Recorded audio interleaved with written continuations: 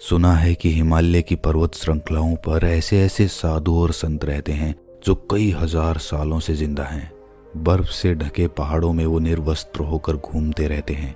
अग्नि, जल, वायु या फिर बर्फ जैसी चीजों का उनके ऊपर कोई असर नहीं होता है।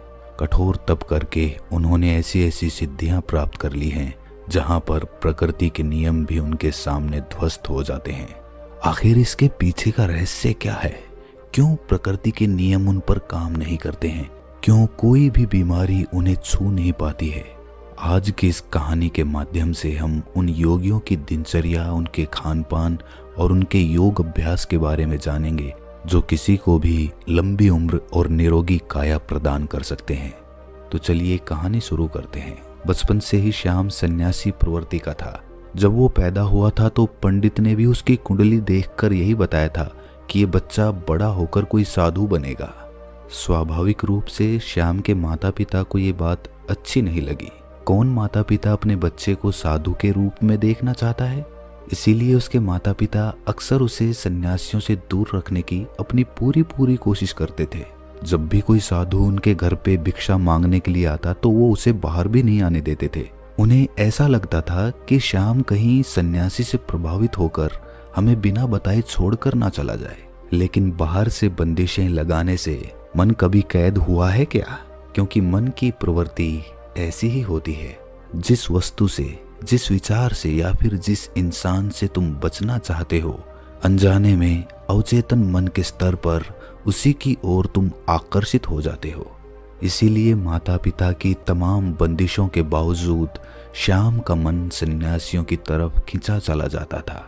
एक बार बचपन में जब श्याम अपने माता पिता के साथ हरिद्वार घूमने के लिए गया हुआ था तो उसकी नज़र तमाम सन्यासियों पर पड़ी। अपने माता पिता की नज़रों से बचकर वो एक सन्यासी के पास पहुंचा। बूढ़े सन्यासी ने जब नासमझ बच्चे के हाथ में फल देखे तो उनके मन में उस बच्चे के प्रति प्रेम और करुणा पैदा होने लगी। वो सन्यासी श्याम को अपने पास बिठाकर उसे खीर, पूरी और हलवा खिलाने लगे। श्याम को भी ये भोजन बहुत स्वादिष्ट लग रहा था। गर्म गर्म पूड़ियाँ, नारियल और किशमिश वाली खीर, हलवा। इसी बीच श्याम के माता पिता श्याम को ढूंढते हुए उस सन्यासी की कुटिया तक आ पहुंचे। जब श्याम की माँ ने श्याम को सन्यासी के पास बैठे हुए देखा तो वो गुस्से से आग बबूला हो गई। उन्होंने ये भी ना सोचा कि सन्यासी तो उस बच्चे से प्रेम वार्तालाप कर रहे हैं। गुस्से में इंसान सही और गलत की समझ खो बैठता है। जब नाश मनुष्य पर छाता है तो पहले विवेक मर जाता है। श्याम की माँ ने उस सन्यासी को जली कटी सुनानी शुरू कर दी। आसपास के तमाम लोग सुन रहे थे, उस सन्यासी के शिष्य तक सुन रहे थे।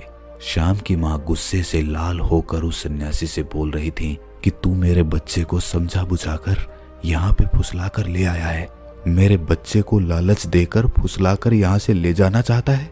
तुझे तो कठोर कारावास होना चाहिए, फांसी की सजा होनी चाहिए तुझे। श्याम की माँ इस बात से परेशान थी कि उसका बच्चा एक सन्यासी के पास पहुंच गया है। कहीं उसके मन में सन्यासी बनने की इच्छा प्रकट हो गई तो वो क्या करेंगी? अगर पंडित की भविष्यवाणी सच हो गई तो वो अपने बेटे के बिना बिल्कुल अकेली रह जाएगी।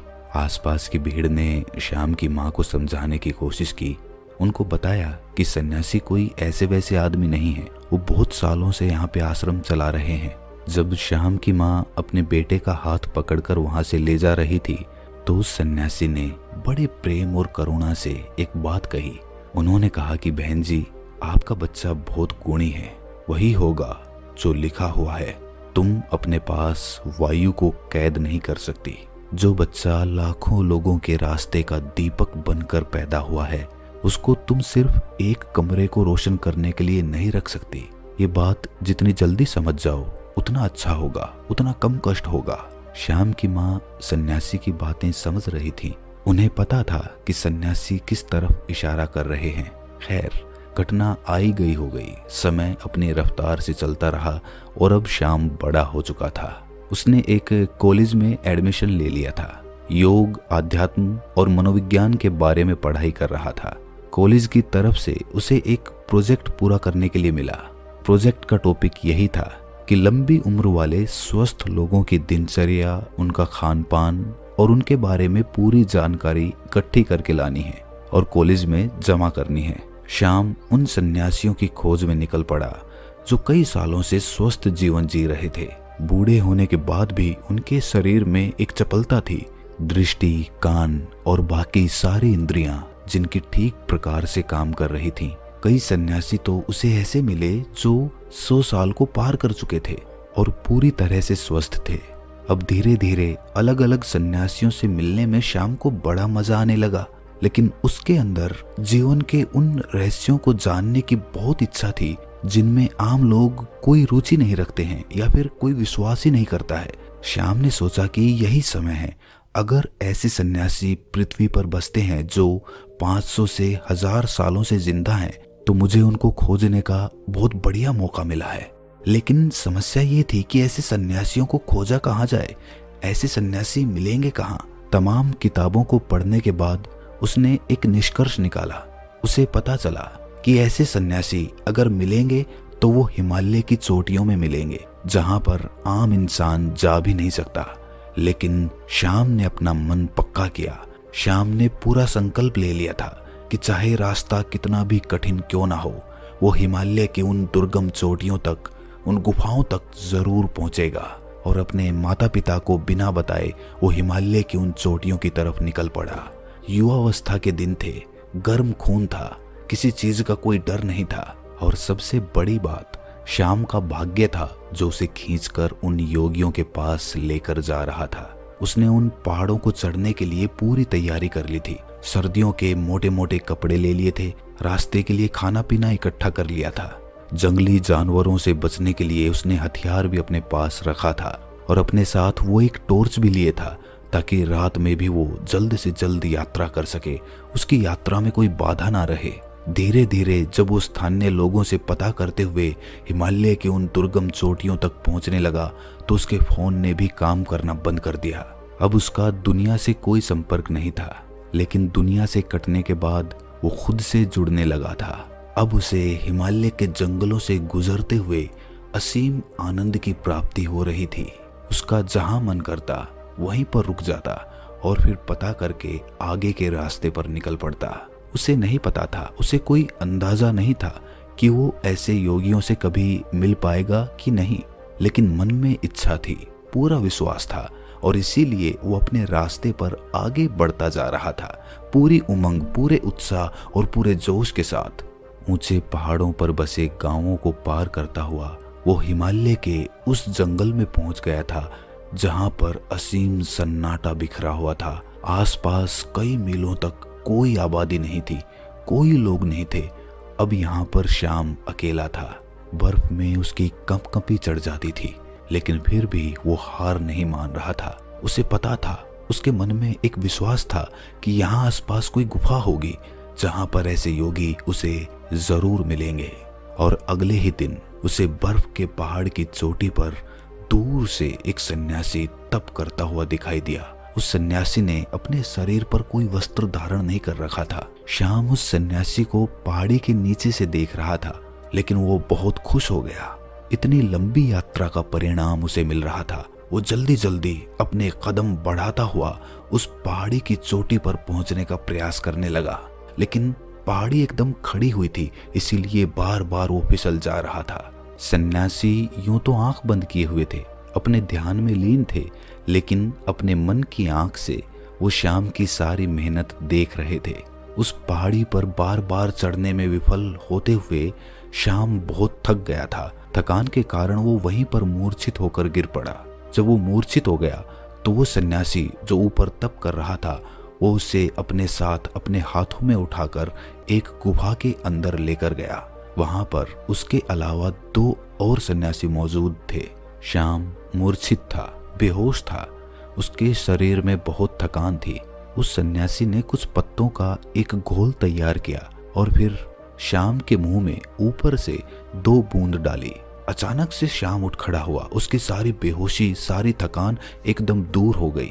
होश में आते ही श्याम दोनों हाथ जोड़कर उनको प्रणाम करने लगा, बहुत खुश हो गया। श्याम ने उनसे कहा कि मेरी बड़ी अनुकंपा है कि मुझे आप जैसे दिव्य योगियों के दर्शन हुए। मैं आपसे कुछ सवाल पूछना चाहता हूँ। आप इतनी बड़ी उम्र तक, इतने सालों तक कैसे जीवित रहते हैं? आपके शरीर में कभी कोई बीमारी क्यों नहीं होती है? अगर आप वो तरीका जानते हैं तो दुनिया को वो तरीका क्यों नहीं बताते? दुनिया में बहुत से लोग बहुत दुखी हैं। लोगों को नाना प्रकार की बीमारियां हो रखी हैं। उम्र से पहले ही वो बूढ़े दिखने लगते हैं, उनकी मृत्यु तक हो जाती है। तो अगर आपको ऐसे तरीके पता हैं तो आप लोगों को क्यों नहीं बताते हैं? इसका कारण बताएं। आप तो योगी हैं, आपको तो दुनिया की मदद करनी चाहिए। उसकी बातें सुनकर तीनों सन्यासियों ने कोई प्रतिक्रिया नहीं दी। ऐसा लग रहा था जैसे उन्हें श्याम की भाषा समझ में ही नहीं आ रही हो। श्याम ने जब ये महसूस किया तो उसने इशारों से समझाने का प्रयास किया, लेकिन कोई फायदा नहीं। अब श्याम उनको समझा समझा कर थक चुका था और एकदम शांत और चुपचाप बैठा हुआ था। वो सोच रहा था कि मेरा इतनी दूर आना एकदम व्यर्थ हो गया, एकदम बेकार हो गया। दर्शन तो हुए, लेकिन जो सवाल मेरे मन में थे उनका जवाब नहीं मिला। श्याम ने सोचा कि इतना लंबा सफर तय करके आया हूँ, कुछ दिन इनके साथ रहता हूँ, इनकी दिनचर्या ही देख लेता हूँ, शायद उससे कुछ पता चल जाए। और ये सोचकर श्याम वहीं पर रहने लगा। सन्यासी एक दूसरे से बिल्कुल भी बात नहीं करते थे, एकदम मौन रहते थे, चुप रहते थे। किसी एक सन्यासी को दूसरे से अगर कोई काम होता तो वो बिना बोले ही एक दूसरे के मन की बात समझ लिया करते थे। अब श्याम को बेचैनी होने लगी। एक गुफा में चुपचाप बैठे रहना, भला इससे क्या होगा? ये कैसा जीवन है?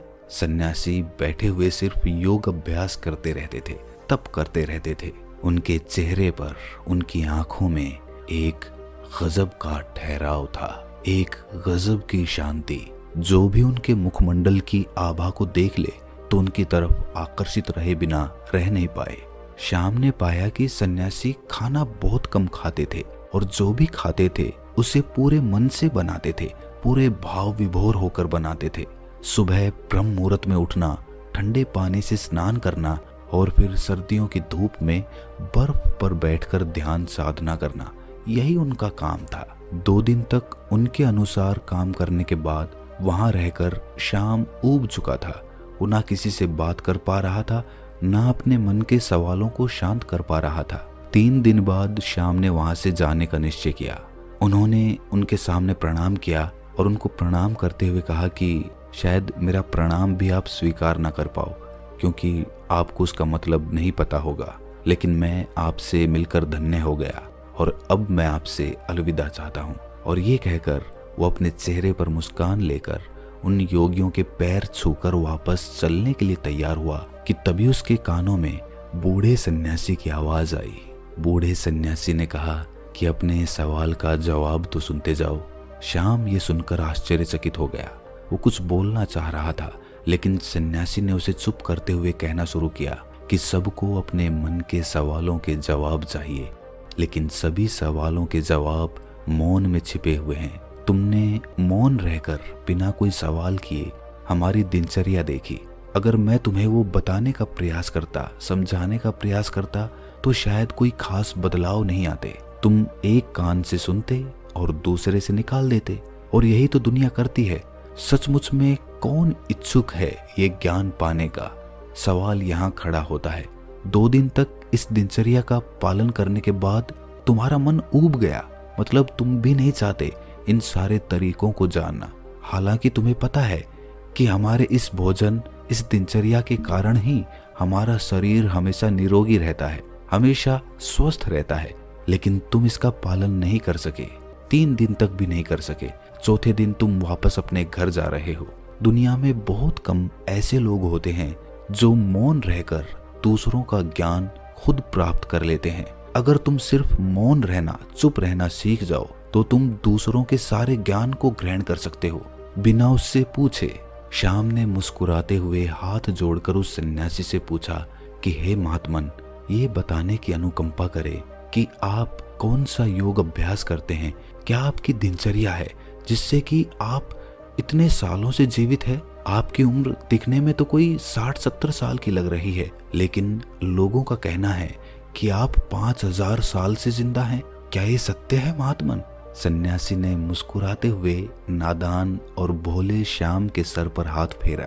उन्होंने श्याम को सबसे पहला तरीका बताया। उन्होंने श्याम से पूछा कि हमारे शरीर का सबसे बड़ा भोजन क्या होता है। श्याम सोच में पड़ गया। उसे कोई जवाब नहीं मिला तो सन्यासी ने उसे बताया कि हवा हमारे शरीर के लिए सबसे बड़ा भोजन होता है। हवा हम 24 घंटे खाते रहते हैं और हवा हमारे शरीर के लिए सबसे ज्यादा महत्वपूर्ण होती है। लेकिन आजकल के समय में पूरी हवा प्रदूषित हो चुकी है, इसीलिए जो प्रदूषण से भरी हुई हवा तुम्हारे अंदर जा रही है वही तुम्हारे शरीर में बीमारियों को जन्म देती है। इसीलिए अगर तुम घर पर ऐसे कमरे में रहते हो जहां पर हवा का आना जाना कम होता है, जैसे कि एयर कंडीशन रूम में होता है, उसमें ताजी हवा का आना जाना नहीं होता, तो तुम्हें अपने कमरे में ऐसे पौधे लगाने चाहिए जो 24 घंटे हवा यानी कि ऑक्सीजन देते हों। छोटी छोटी बेल तुम किसी बोतल में डालकर अपने कमरे में रख सकते हो जो तुम्हें 24 घंटे ऑक्सीजन देगी, वो भी एकदम ताजी। और लोग दुनिया में यही भूल करते हैं, जिस सांस को वो ले रहे हैं वो कितनी शुद्ध है इसका कभी आकलन ही नहीं करते। अगर वो लोग ये कभी सोच पाए तो शायद प्रदूषण से मुक्त दुनिया हो सकती है, हमारी पृथ्वी स्वर्ग हो सकती है। दूसरा होता है हमारा खान पान। अधिकतर लोग ज्यादातर समय खाते ही रहते हैं, लेकिन हमारा शरीर भी एक यंत्र होता है और उस यंत्र को भी काम करने के लिए आराम चाहिए होता है। इसीलिए हर समय खाते नहीं रहना चाहिए, कभी भी पूरा पेट भरकर नहीं खाना चाहिए। हमेशा अपने पेट में एक रोटी की जगह छोड़ देना ताकि तुम्हारा पेट हल्का रह सके, थोड़ा खाली रह सके और सांस लेने में भी कोई परेशानी ना आए। तीसरा तरीका होता है हमारी दिनचर्या। सही तरह की दिनचर्या में तुम्हारा योग अभ्यास, शारीरिक व्यायाम, प्राणायाम अगर तुम दिनचर्या के रूप में इन्हें कर रहे हो तो तुम्हारे शरीर में कभी भी कोई बीमारी आ ही नहीं सकती।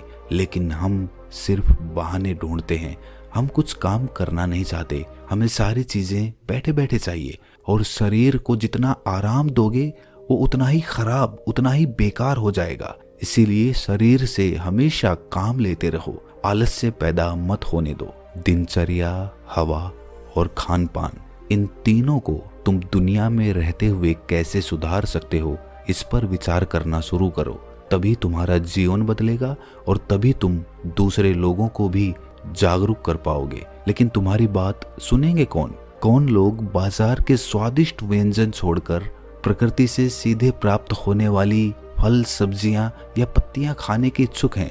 लोग तो वही खाना चाहते हैं जो उनकी इंद्रियों को आराम पहुंचाता है, जो उनको स्वाद देता है। देखने में भी वही देखना चाहते हैं जो उनकी आंखों को अच्छा लगता है, और इसीलिए उनकी इंद्रियां वासनाओं की गुलाम हो जाती हैं और धीरे धीरे वही हमारे दुख का कारण बनती चली जाती हैं। इसीलिए जिस काम में भी तुम्हें ऊब हो रही हो उस काम से बचने का प्रयास मत करो, उसी काम को पूरे मजे से करने का अभ्यास करो। फिर तुम्हारी इंद्रियां आजाद हो जाएंगी और उसके बाद तुम्हारा मन भी एकदम खाली हो जाएगा, वो भी एकदम आजाद हो जाएगा। फिर उसके अंदर वो भावनाएं पैदा होंगी जिसे हम समाधि कहते हैं, जो आनंद की चरम सीमा होती है। और ये कहकर श्याम के सर पर हाथ रखकर उसे आशीर्वाद देते हुए उन्होंने उसे वहां से रवाना कर दिया। तो दोस्तों, कैसी लगी ये कहानी आपको? कमेंट सेक्शन में ज़रूर बताना, और अच्छी लगी हो तो इस चैनल को सब्सक्राइब करके नोटिफिकेशन बेल को ज़रूर प्रेस कर देना। तो मिलते हैं अगली कहानी में, तब तक के लिए अपना ख्याल